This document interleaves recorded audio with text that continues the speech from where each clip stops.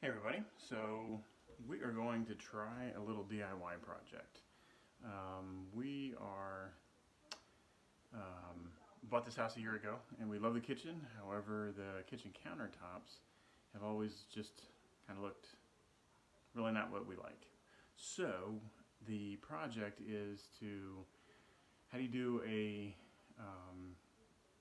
fairly inexpensive makeover on kitchen countertops.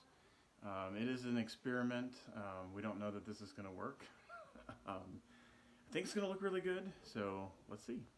All right, so initial look, the countertops, they're not bad. They're laminate countertops, and you know, don't like the sink. It's super. Don't like sink, and don't like the countertops, but love the cabinets. We replaced all the hardware from brass to the black, and so what we're going to do is we are going to replace this with a black composite sink that we had in our old house, and it's super durable. Love that. New faucet hardware. And then we are going to use waterproof laminate flooring to go right on top of this countertop and give it a completely new look. I know, I know. When Ayla had the idea, I said, "You want to put laminate flooring on the countertops? No, that's a terrible idea." And then we got looking at it and pricing out, ideally, granite or whatever would be awesome, but $3,000-4,000 minimum, just not in the budget right now. And so this was a inexpensive experiment, and if it doesn't hold up longer than a year or two, then it's not that big of a loss. We'll take it out, and then maybe we have the budget to do what we'd like. So let me show you what we got. So this is what we got. It's 100% waterproof. I spent a lot of time, seeing how durable this was, and we kind of like the rough sawn look of this, the multiple colors, and think it's going to fit into the color scheme pretty well. And again, it's 100% waterproof. It's pretty durable, and so we'll see. Obviously, you're not going to put a hot pan on it, like you might be able to do with stone. Although I don't know why you'd want to do that. And you're not going to use it as a chopping board, which we have chopping boards for that purpose. So this is what we're going to put down, and yeah. So the first thing we're going to do is we are going to scrub the crap out of this with bleach. Want to get up any residue, any grease, whatever. And then after that we're going to sand it, lightly sand it so that the surface is better, because the flooring is going to get glued to this. Full on commitment to it. And I don't want to try to glue it and then it comes up because there's grease or the surface is too smooth, because these are pretty, smooth surfaces. We're using some Gorilla Glue construction adhesive, so I want to give that every bit of opportunity. The other thing we're going to do is we're going to tear this out. It just sits on top of it, and we're going to have white beadboard backdrop that we will put up, seal it with a nice coat of semi-gloss paint, so that it's wipeable and mostly waterproof, and then that will give a nice look all the way through. Maybe a little too sterile, but I think with the offset of the countertops, it's going to look pretty snazzy. All right, so the HDF board, whatever it's called, the high density fiber board, if you know anything about it, is not only not waterproof, it is super absorbent, like those pads, I guess, and if it gets wet, it gets ruined. So we are going to, this is just sitting up here, but I'm gonna glue it, and then brad nail some nails to hold in place, and then we'll caulk the seams and then we're going to caulk the base here, and then the flooring will then go on top of this, caulk that, and then there's like a quarter round piece, reverse one that goes in along here that will also get caulked. So we should be able to keep it nice and waterproof, and then paint this with a nice semi-gloss sealant paint. But yeah, it's already starting to look pretty good. I will say that if you are like me and you are not a carpenter or an electrician, what you really want to do is be super careful, super safe, and because we're going to swap out these outlets here, and it's pretty simple to do, but you want to make sure that you kill your breaker for that row, and then you want to test it with a multimeter to make sure that you actually did in fact kill it, because you want to kill the power, not yourself. And a multimeter is like 20 bucks at Home Depot, and if you're already buying tools to do this kind of stuff, then it shouldn't be that much of a challenge or expense to buy a friggin' multimeter. Could save your life. And yeah. So before you remove the sink, make sure you turn the water off. Usually your hot is on the left and your cold is on the right. Doesn't always mean that that's the case, but normally that is. You want to turn that water off, test it, because you start disconnecting things and water starts spraying, you can get into panic mode.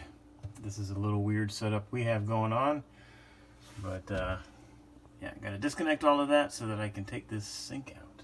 All right, so the old sink is out. That was fun. And the new sink is in, just to see a test fit. And now we can do the countertop flooring piece to go around, and then drop this back down in, do the caulking, all that good stuff. So much closer! All right, so we're all ready for our countertop, flooring countertop stuff. I went over with a 80 grit sandpaper on the palm sander to sand up the top so that it's not, so that it has a little bit more grip for the glue. And don't know if that's necessary or not, but better safe than sorry. And then I went and cleaned it with some cleaner again. And so now that it's all good, we're going to run a bead of caulk along here and here, and then bead of caulk around here, and then put the sink in. Oh, I take that back. We'll put the bead of caulk around the edge, then we'll start gluing down the floor tiles. And once that's done, then yeah, I'm tired. All right, so we finished this one section here, and it's glued in.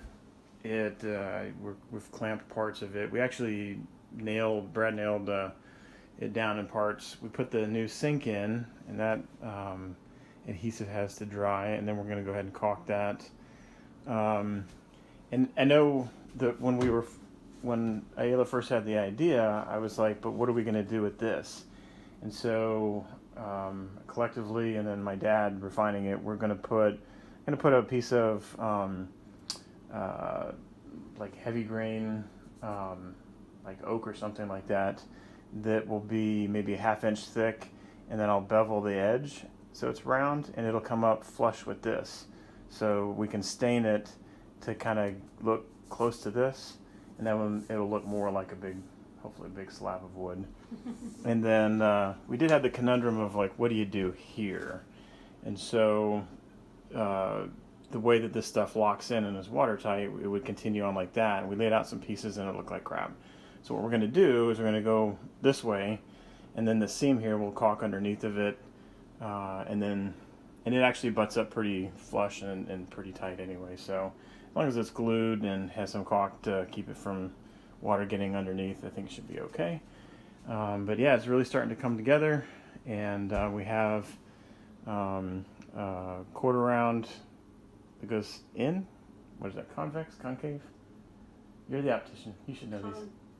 Con something, and it'll go in to clean this up. It's an innie instead of an outie. Yeah, it's an innie. And as you can see where we caulked, this all about keeping it from, no way for water to get in and underneath, because then this will swell up and be ruined. I will say that if you're debating on something like this, wait and just check back on this video. In the comments we'll put whether or not it was a terrible idea and was crap, or if it actually worked out. So we finished up yesterday. Basically ran out of steam. Couldn't do anymore, but Ayla did the caulking of the seams and put a coat of the paint on it and just did a fantastic job.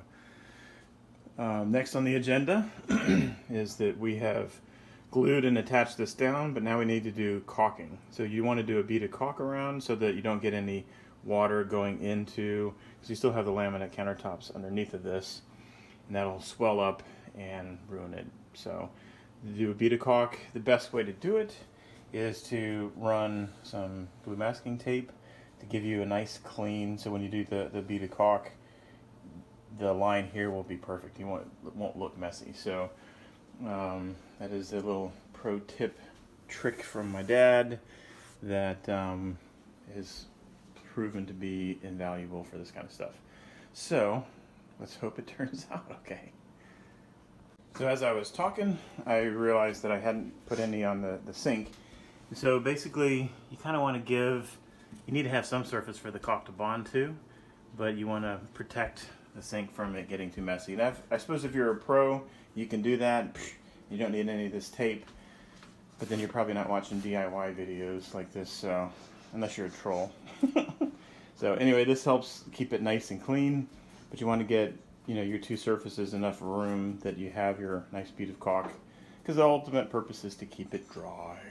Alright, so the caulk has been applied, and look how messy it can get if you're not a professional at this. But wait until the tape is pulled.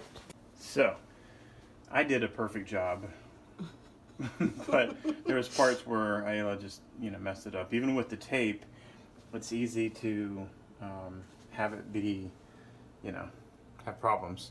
So, you can see what she's doing. She has a little wet wipe, disinfectant wipe or whatever wrapped around your finger, and you kind of wipe up and clean up some of the spots. But all in all, it is now sealed. Not too shabby for beginners. And looking pretty damn good. Now it's on to do more of the trim.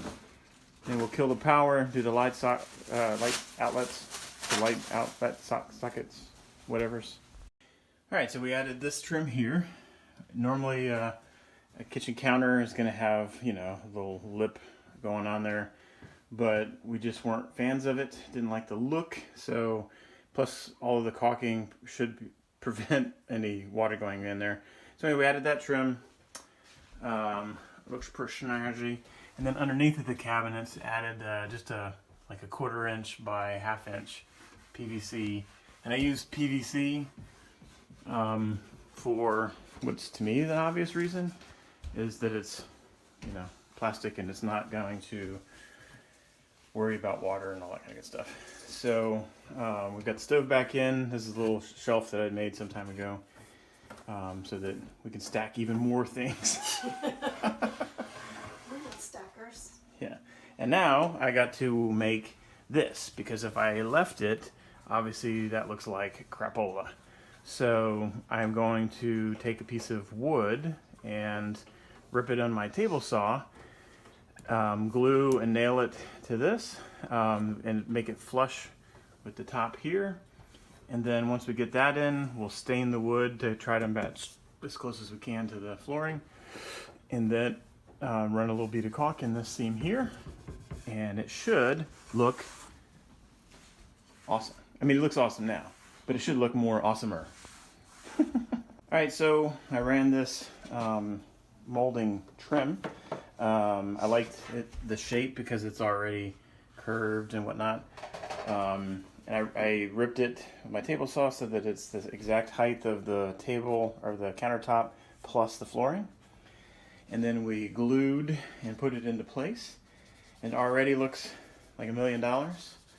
And now I was trying to mix up some different stain things to try to get it to look kind of close to this. I don't think we're going to get exact, but and once that's done, then we'll be able to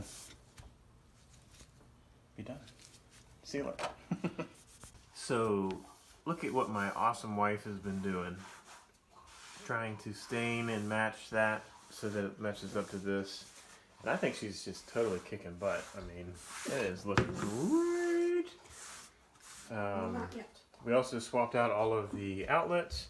I think it's a good idea if you're going to do this, you know, I mean, to leave the cream one in just kind of stood out too much and didn't like it. We also put in new outlets and switches and found some really less than desirable wiring. And so it was good to get that done and cleaned up.